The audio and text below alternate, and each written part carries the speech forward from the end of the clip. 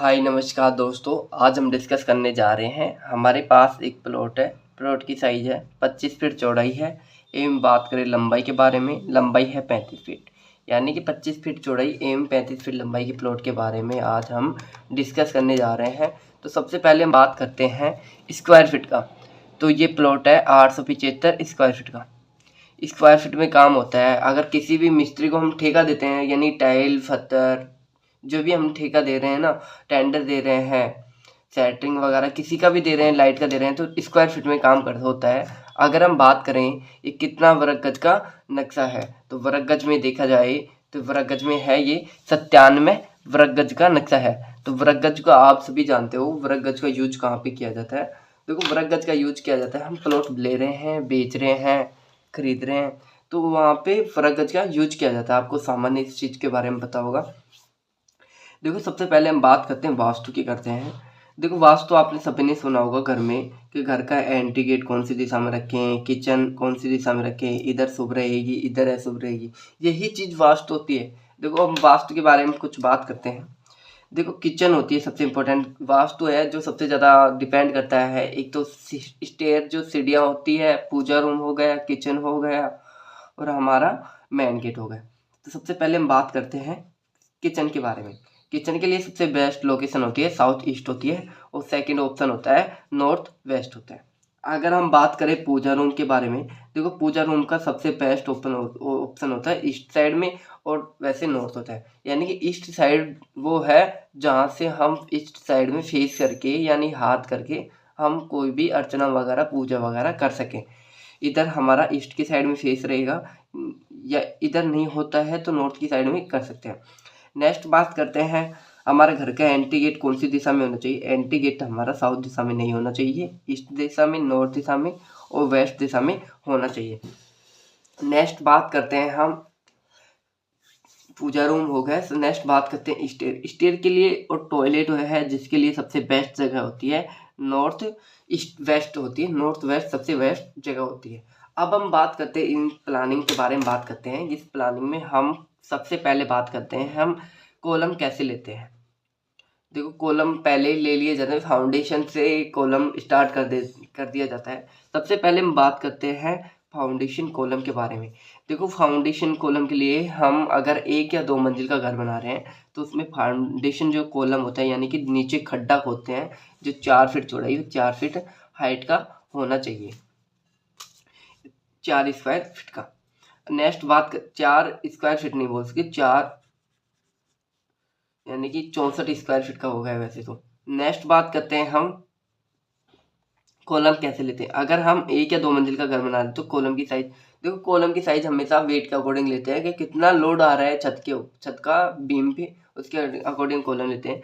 अगर हम 1 या 2 मंजिल का घर बना रहे हैं तो कॉलम की साइज लेंगे 1 फीट लंबाई 1 फीट चौड़ाई, जिसमें देंगे 16 mm का सरिया देंगे। एक कॉलम में 4 से 6 सरिये देंगे और कॉलमों में आपस में दूरी रखेंगे 15 से 20 फीट। नेक्स्ट बात करते हैं, अगर हम 3, 4, 5, 6 मंजिल का घर बना रहे हैं तो 1.5 फीट चौड़ाई व 1 फीट लंबाई कॉलम की रखेंगे, या 1.5 फीट लंबाई रखेंगे, 1 फीट चौड़ाई रखेंगे कॉलम की, जिसमें देंगे 20 mm का सरिया देंगे, 20 या 25 mm का सरिया देंगे। एक कॉलम में देंगे 6 से 8 सरिये और कॉलमों के आपस में दूरी रखेंगे 10 से 15 फीट। नेक्स्ट बात करते हैं जो सीलिंग होती है, छत होती है, छत में कितना का सरिया दिया जाता है। देखो छत में सामान्य सी बात है, छत पे जो सेटिंग होती है यानी कि जाल बिछाया जाता है, जिसमें 10 का 12 का सरिया यूज लिया जाता है। इसमें हम 16 का सरिया यूज कर सकते हैं। बात करते हैं स्टेयर के सीढ़ियों में। सीढ़ियाँ हमारी 2 तरीके की होती है, एक तो जिगजैग होती है, एक स्लैब होती है नीचे, यानी कि नीचे स्लैब और फिर यहाँ पे सीढ़ियाँ होती है। एक ये हो गई और एक डायरेक्ट ऐसी होती है जिगजैग टाइप से। देखो जो स्लैब लगी होती है जिसमें सरिया यूज लिया जाता है 16 और 20 का। नेक्स्ट बात करते हैं जो जिगजैग होती है जिसमें 12 का और 16 का, 10 और 12 का सरिया यूज लिया जाता है। नेक्स्ट बात करते हैं हम छज्जा होता है, बालकोनी होती है, जिसको हम मैक्सिमम कितना बाल निकालते हैं। देखो छज्जा बालकोनी होती है जिसको मैक्सिमम हम निकालते हैं 3 फीट से लगा के 3.5 फीट बाहर निकाल सकते हैं, इससे ज़्यादा नहीं निकाल सकते। इससे ज़्यादा निकाल रहे हैं तो हम उसके लिए सीलिंग बीम देंगे, यानी कि जो छत के अंदर से बीम आता है, छत का बीम होता है, जो छत में छुपा हुआ बीम आता है जो देंगे।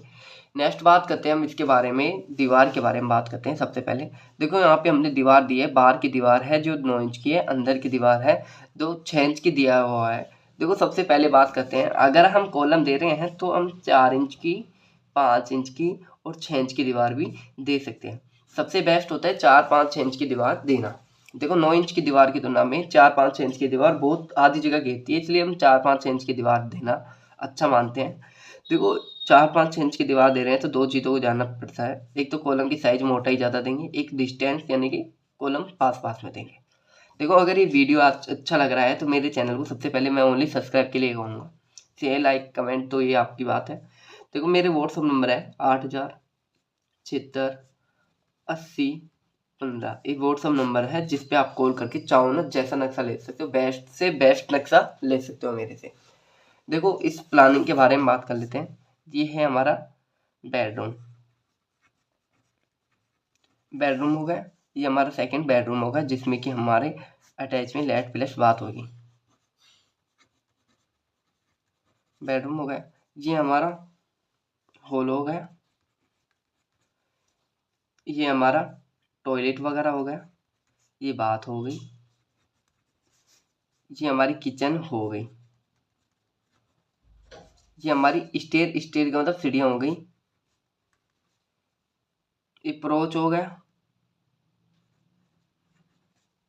यहाँ तक आप सभी को समझ में आया होगा किस तरीके से हम प्लानिंग की रिक्वायरमेंट को इसमें डालते हैं, जो भी हमारे क्लाइंट की रिक्वायरमेंट होता है, जिसको हम सभी चीज़ें रिक्वायरमेंट जो भी होती है जिसको इसमें ऐड कर देते हैं।